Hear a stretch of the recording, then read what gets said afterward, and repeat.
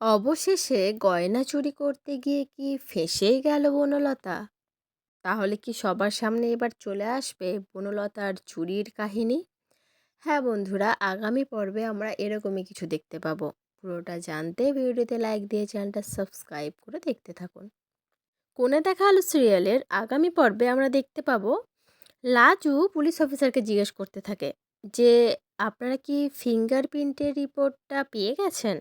তখন police officer বলে খুব প্রমিনেন্ট দাগ আছে শর্মিলা মুখার্জির, তবে এছাড়াও আরও একজনের হাতের ছাপ পাওয়া গেছে। তখন লাজু জিজ্ঞেস করে কার কার কথা বলছেন আপনি? পুলিশ তখন বলে বনলতা চ্যাটার্জি। আর সাথে একদম লাজু তো পুরো চমকে ওঠে যে বনলতা দিদির হাতের ছাপ, তাহলে কি এই কাজটা বনলতা দিদি করেছে?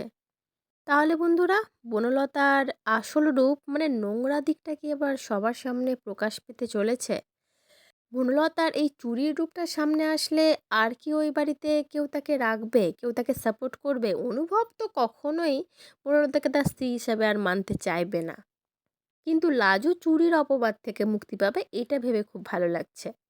আর বনলতা যে এই চুরির ব্যাপারটা নিয়ে সবার সামনে ধরা পড়বে সেটা দেখতে কারা কারা এক্সাইটেড আছো অবশ্যই কিন্তু কমেন্ট করে জানিও। পরবর্তী আপডেট নিয়ে তাড়াতাড়ি আসি, সঙ্গে থেকো, সাথে থেকো আর চ্যানেলটা সাবস্ক্রাইব করে দিও। ধন্যবাদ।